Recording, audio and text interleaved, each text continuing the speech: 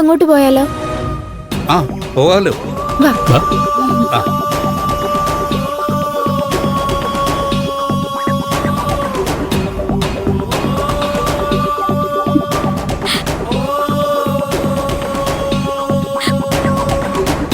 പാറു മോളെ, നീ വരുന്നില്ലേ? വരുന്നു.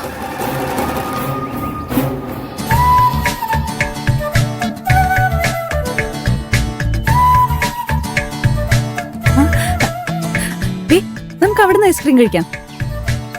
കഴിക്കാം, വാ.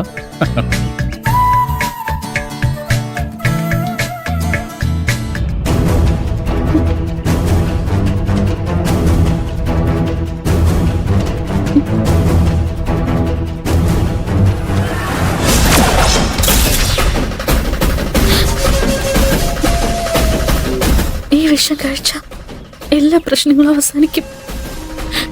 എന്നോട് ക്ഷമിക്കണം അച്ഛാ, എന്റെ മുന്നിൽ വേറെ വഴിയില്ല.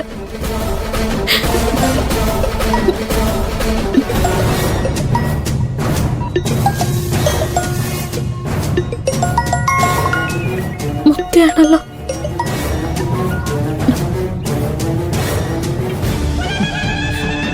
അച്ഛന്റെയും അമ്മയുടെയും കൂടെ കറങ്ങി നടന്ന് അടിച്ചു പൊളിക്കാണല്ലേ? നല്ലതാ. ഇപ്പോ വളരെ സന്തോഷത്തോടെ ഇരിക്കേണ്ട സമയല്ലേ? അതൊക്കെ പോട്ടെ. നിന്റെ അച്ഛനോടും അമ്മയോടും പ്രിയന് നിനക്ക് ഇഷ്ടമാണെന്ന് പറഞ്ഞോ?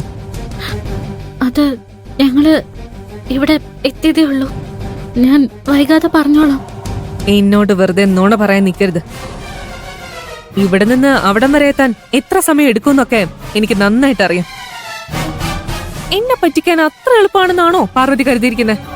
എനിക്ക് നിന്നെ പറ്റിക്കാനുള്ള ഉദ്ദേശമൊന്നും ഇല്ല മുക്തേ. എനിക്ക് നിന്റെ ന്യായീകരണം ഒന്നും കേക്കണ്ട. എനിക്കൊരൊറ്റ കാര്യം മാത്രം അറിഞ്ഞാ മതി. നീ നിന്റെ അച്ഛനോടും അമ്മയോടും എപ്പോഴാ സത്യം പറയുന്നേ? അവർക്ക് കുറച്ച് സമാധാനം കൊടുക്കാനാ ഞാൻ അവരിങ്ങോട്ട് കൂട്ടിക്കൊണ്ടു വന്നത്. എല്ലാം കഴിഞ്ഞ് അവര് തിരിച്ച് വണ്ടി കയറി നിൽക്കുമ്പോ ഞാൻ എല്ലാം അവരോട് പറഞ്ഞോളാം. ഇന്നത്തെ ദിവസം തന്നെ നീ അവരോട് എല്ലാം പറഞ്ഞിരിക്കണം. അതിനുശേഷം നീ എന്നെ വിളിച്ചറിയിക്കണം.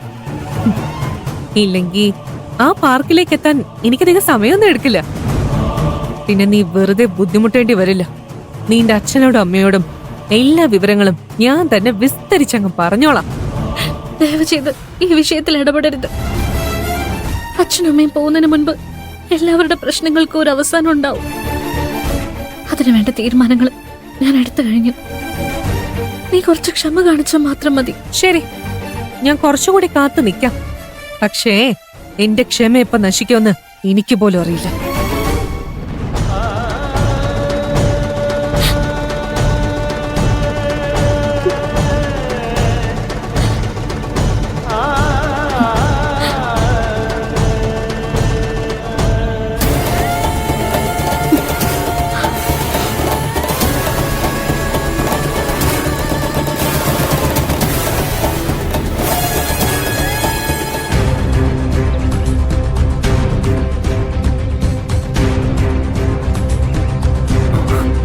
പാറു, ഐസ്ക്രീം കഴിക്കും.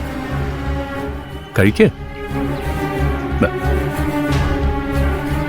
കഴിക്കേ.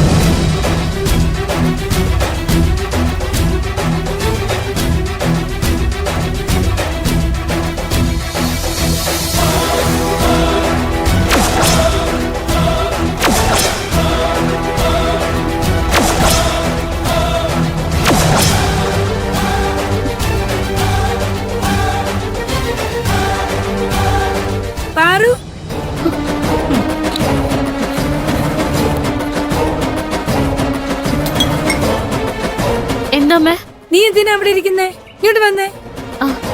വരുന്നു.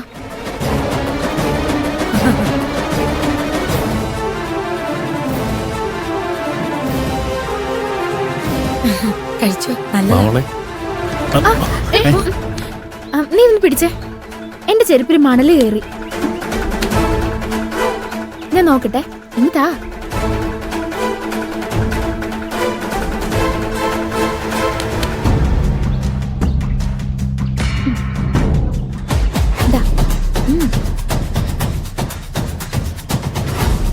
എന്താ നോക്കി നിൽക്കുന്നേ? കഴിക്ക്, നല്ല ടേസ്റ്റ് ഉണ്ട്. കഴിച്ചു കഴിച്ചു. കഴിക്കുമോളെ, കഴിക്കമ്മേ. ഞങ്ങൾ കഴിച്ച് തീരാറായി.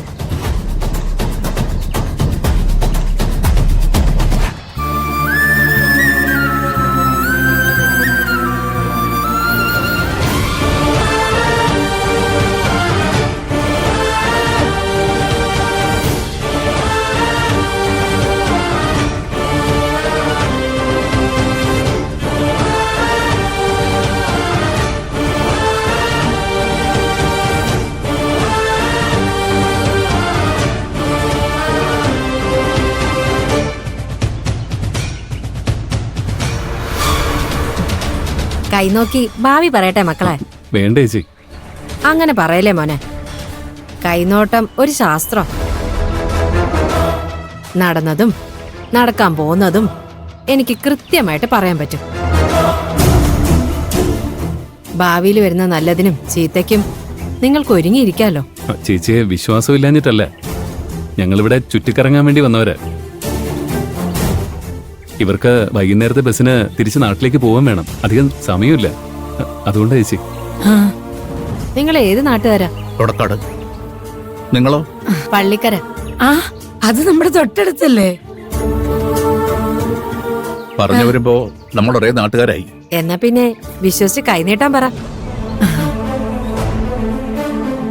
ഞാൻ കാശിനു വേണ്ടി കൈ നോക്കുന്ന ആളല്ല. എന്റെ കുടുംബക്കാരെല്ലാം ഈ ശാസ്ത്രം പഠിച്ചവരാ. ഞാൻ പറയുന്നതിൽ എന്തെങ്കിലും തെറ്റുണ്ടെങ്കിൽ 1 രൂപ പോലും ഞാൻ വാങ്ങില്ല. ഞാൻ പറഞ്ഞത് ശരിയാണെന്ന് തോന്നുകയാണെങ്കിൽ മനസ്സറിഞ്ഞ് 1 രൂപ തന്നാലും മതി. ഞാനത് സന്തോഷത്തോടെ വാങ്ങിപ്പോയ്ക്കോളാം. 1 രൂപയ്ക്ക് എല്ലാം പറയോ? നിങ്ങൾ പറയുന്നതിൽ പകുതി നുണയായിരിക്കും. അതുപോലെ തന്നെ ഒരു നുണയല്ലേ ഇതും? അങ്ങനെ കളിയാക്കല്ലേ മോളെ. മോള് ജനിക്കുന്നതിന് മുമ്പ് ഞാൻ ഈ പണി തുടങ്ങിയതാ. അങ്ങനെയാണെങ്കിൽ ചേച്ചി പാറുന്റെ കൈ നോക്കി പറ. അതിനെന്താ, നോക്കാലോ. അതൊന്നും വേണ്ട. എനിക്ക് എന്റെ ഭാവിയൊന്നും അറിയണ്ട.